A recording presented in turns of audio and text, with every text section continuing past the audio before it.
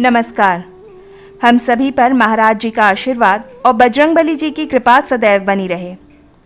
जब आप अपने घर में पूजा पाठ करते हैं तो ईश्वर का वास आपके उस घर में होने लगता है, फिर चाहे वो प्रत्यक्ष रूप से हो या फिर अप्रत्यक्ष रूप से।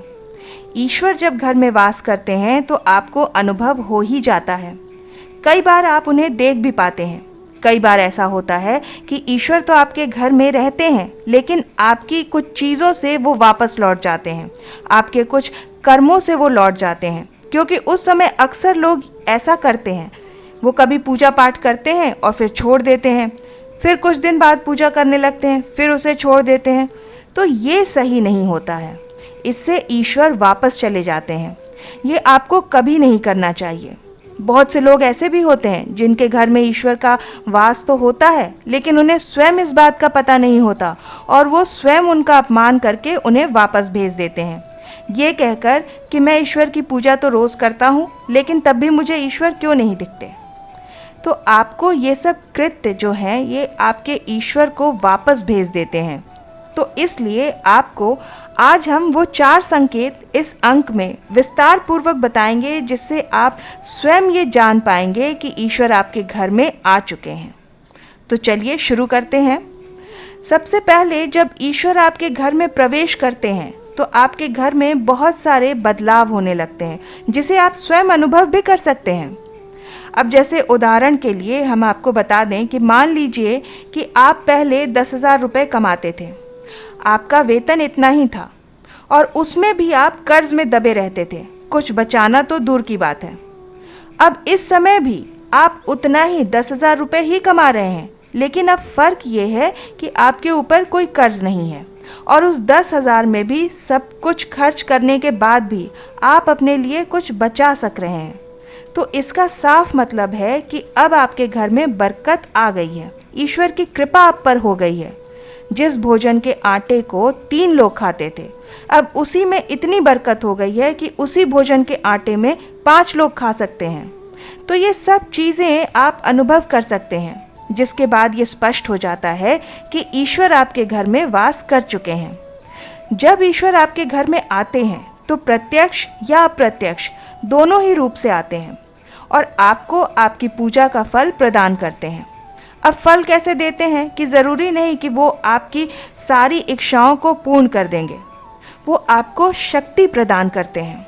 आपको आपके दुखों से लड़ने के लिए आपके जीवन में सुख दुख सभी आपके कर्मों के आधार पर ही आते हैं, लेकिन जो दुख है उसे सहन करने की शक्ति आपको ईश्वर देते हैं। मान लीजिए कि आपका कोई एक्सीडेंट होने वाला था, लेकिन आपको एक छोटी सी चोट या फिर एक ज़रा सी खरोंच लगकर रह जाती है और वो घटना वहीं पर रुक जाती है, इतनी छोटी सी खरोंच पर। तो इसका सही अर्थ ये है कि ईश्वर आपके साथ हैं, वो आपकी रक्षा कर रहे हैं। ठीक उसी प्रकार आप जैसे कि बहुत बड़े कष्ट से जूझ सकते थे, लेकिन वो आपके साथ नहीं हुई, या आपका कोई पड़ोसी है जो दुख में है, कष्ट में है, लेकिन आप उससे अभी भी बचे हुए हैं, आपके जीवन में वो कष्ट नहीं है। तो इसका अर्थ यही है कि ईश्वर आपके घर में हैं, उनकी कृपा आपके ऊपर है। तो इन सब चीज़ों से आप ये अनुभव कर सकते हैं कि ईश्वर आपके घर में हैं, जिस पर आपको यकीन करना ही होगा, क्योंकि आपको बार बार संकेत नहीं मिलता है, वो 1 या 2 बार ही मिलेगा और उसे आपको ध्यान से समझना होगा और उस समय उसे समझकर ईश्वर की सेवा में और ज़्यादा लग जाना होगा। तो चलिए आप समझते हैं उन संकेतों के बारे में। सबसे पहला संकेत ये है कि जब आप सो रहे होते हैं और ब्रह्म मुहूर्त में आप उठ जाते हैं, आपकी नींद इसी समय खुल जाती है और हर रोज़ इसी समय ब्रह्म मुहूर्त में आपको कुछ ऐसा दिखाई देता है, जैसे कि मंदिर में आप पूजा कर रहे हैं, मंत्रों का जाप कर रहे हैं। तो ब्रह्म मुहूर्त में देखे गए ऐसे स्वप्न भी इस बात का संकेत होते हैं कि ईश्वर आपके घर में है। दूसरा संकेत ये है कि यदि आपको ब्रह्म मुहूर्त में ही शंख की आवाज़ सुनाई देती है, मंत्रों की आवाज़ सुनाई देती है, घंटियों की आवाज़, या कोई नाम जैसे कि कोई आपसे राम राम कह रहा हो, ऐसी आवाज़ आपको सुनाई देती है, तो ये दूसरा संकेत होता है, जिससे हमें ये पता चलता है कि ईश्वर आपके घर में आ चुके हैं। तीसरा सबसे आवश्यक संकेत ये है कि जब भी आप सुबह सुबह नहा धोकर तैयार होते हैं तब आपको एक अलग सी सुगंध आती है। ये एक अजीब सी सुगंध होती है जो आपके घर में और किसी को नहीं आती, केवल आपको अनुभव होती है। ये ना तो किसी की सुगंध होती है और ना ही अन्य किसी अगरबत्ती या अन्य किसी चीज़ की सुगंध है। बस आपको ये दिव्य सी महक आती है। ये खुशबू आपके मंदिर घर में से आती है। अब वो मंदिर घर के किसी भी हिस्से में हो सकता है, किसी भी कोने में हो सकता है, वहीं से आपको ये महक आती है। और जितना आप अपने घर के मंदिर के पास जाते हैं आपको ये महक उतनी ज़्यादा आती है। ये महक होती है देवी देवताओं की, जिससे आपको ये पता चलता है कि ईश्वर आपके घर में वास कर चुके हैं। अब होता ये है कि जो नकारात्मक ऊर्जा होती है, जब इनका घर में आगमन होता है तो आपके घर के भीतर दुर्गंध आने लगती है। लेकिन जब ईश्वर का वास होता है, सकारात्मक ऊर्जा का प्रवेश होता है, तो आपको सुगंध आने लगती है। ये सुगंध बहुत अच्छी होती है, प्यारी सी होती है, मीठी सी होती है, जो आपका मन पूरी तरह मोह लेती है। चौथा जो सबसे बड़ा संकेत है, वो जब भी आप पूजा करने जाते हैं तब उसी समय यदि कोई जीव, यानी कि जैसे कोई कुत्ता, बिल्ली या फिर गाय या फिर अन्य कोई भी व्यक्ति, भिक्षुक आपके दरवाजे पर आ जाता है और ये आपके साथ हफ्ते में 3-4 बार लगातार हो रहा है कि आपके पूजा के समय ही वो आ रहे हैं, तो इसका मतलब है कि ईश्वर आपके घर में दस्तक दे रहे हैं, उनका आगमन हो रहा है। क्योंकि जो गाय होती है वो भी माता का स्वरूप ही होती है, कुत्ता भी भैरव बाबा का प्रतीक माना जाता है, या फिर कोई याचक आता है तो वो भी ईश्वर के किसी न किसी रूप में ही आ रहा है।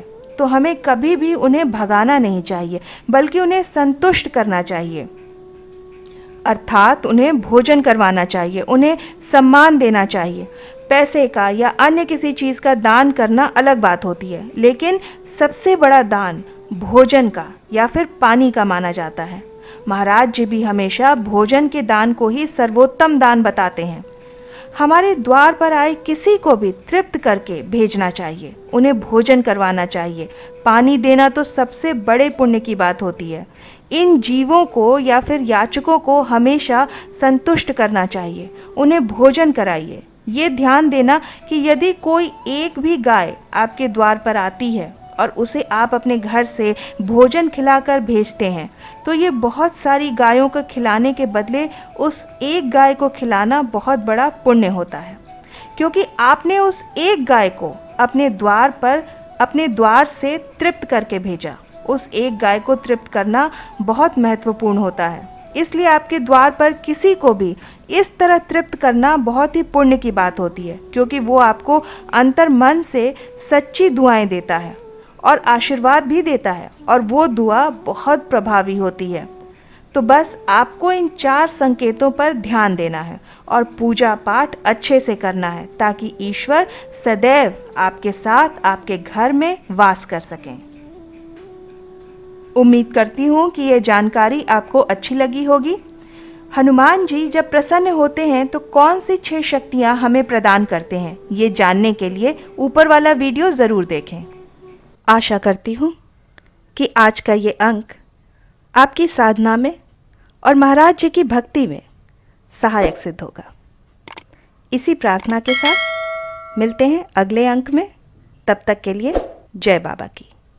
हरे राम राम राम, हरे राम राम राम, हरे कृष्णा